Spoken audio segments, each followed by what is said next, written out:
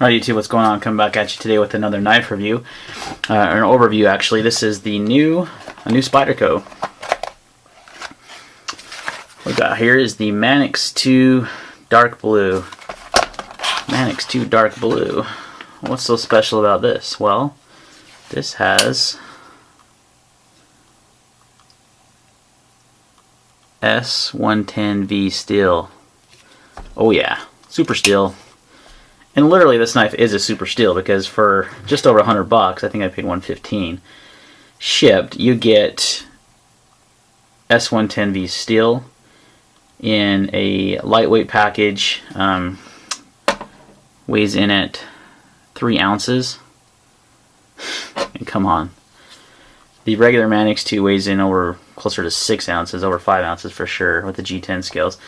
So the lightweight is attractive because of that. It saves quite a bit of weight, but you get a pretty good sized knife. I mean, this thing is large. It's, you know, nothing small. It fits my whole hand, has a little more growth. You got that forward choil too if you want to choke up. It also has a full flat grind blade like the other lightweight Manix 2s. And I believe that the new Manix 2s G10 are going to be coming with a flat grind blade as well. But what I saw them running for was around $150 for S30V still, instead of getting S110V, which is a pretty big upgrade. Very good edge retention. I had this steel on the ZT560 CBCF. Never had to touch the blade on that. It just always stayed sharp. Out of the box sharpness on this. Am I out of paper? Nah. I must have been cutting this up a little bit.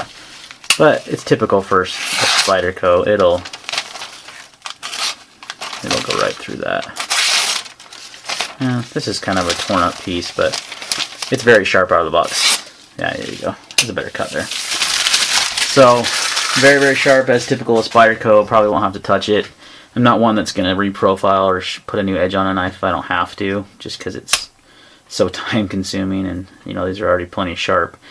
Been waiting to get a Manix 2 lightweight for a long time. I was originally going to get that translucent blue one, but it had just the BD1 steel, so it's kind of a step down from the regular Manix. And the regular Manix 2 was actually one of my first higher end, I'm not call it higher end, more expensive production knives that I ever bought, and I really liked it, but it was pretty heavy for its size. Didn't have the skeletonized liners. So the FRN model has, you know, obviously a much lighter weight. It only weighs 3 ounces for a knife this large. That is really, really killer package because you get a heck of a lot of blade, you get a premium steel, and you get, you know, a lightweight package. This knife is also very smooth. As you can see, it drops free. Only really because I put nano lube on it or nano oil. When I got out of the box, it didn't drop free like that. I put a little nano oil in there, and it just now is like, whoop, super smooth. So I love that. I love that this type of lock. It's similar to the Axis lock. It's kind of Spyderco's version of that. I believe it's only on the Manix 2 knife. I can't think of another knife that uses that. I could be wrong, so some Spyderco guru out there can correct me. But for the price, this is an incredible value, really, because you're talking paramilitary 2 price, but you get a much lighter weight package and you get premium steel. So, you know, it gives the Para 2 run for its money. Plus, it comes with a deep carry clip out of the box. It's one of these wire clips, which I tend to really like. They do not destroy your pants, which is nice. And the FRN handle will also not tear up your pants like G10 will. So, there's definitely some advantages there.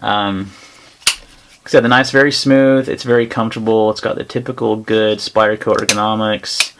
So just a great value at this price range for what you get. I mean, some people might be turned off by the FRN. I used to be one of those people until I owned a Delica, and I just loved it. And I thought, you know what, it gives you good grip. It's got this, you know, pattern here that gives you a nice grip. You know, it's not going to slip. It's very solid. It doesn't really feel cheap. It's not like, you know, like the Benchmade Griptilians that have the Neural X type handle.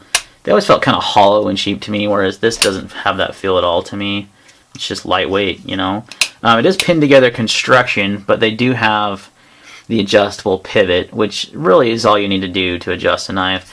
You're probably not going to be taking this knife apart just because it's pinned, but you could, you know, if you wanted to take the blade out and the washers and stuff, you could undo the pivot and just kind of slide it out and then slide it back in. I mean, that's kind of one way you could do it, so that's an option.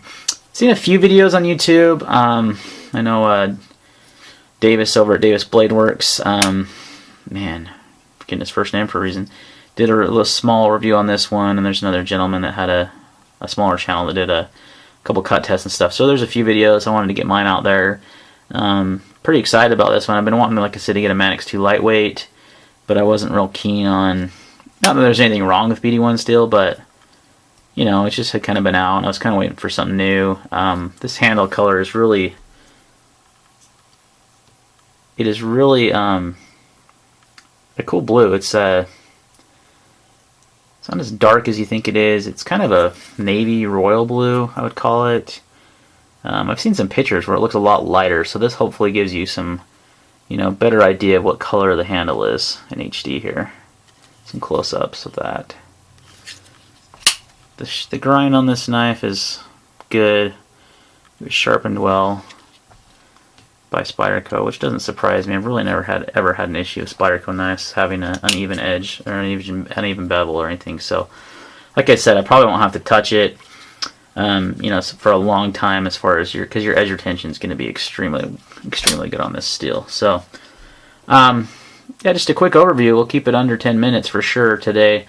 Really cool knife. I'll put the full specs of the Manix 2 down below, but it weighs in only at 3 ounces, which is a great EDC weight. It's got the deep carry clip, which is good. It is a little bit larger knife than I've been carrying lately for EDC, but it's definitely manageable because of the weight. I mean, it's super lightweight, so it's not going to be a big deal at all to carry this knife. So, alright guys, I think that's going to be it for today. Any questions or comments, leave them down below. And we will see you next time.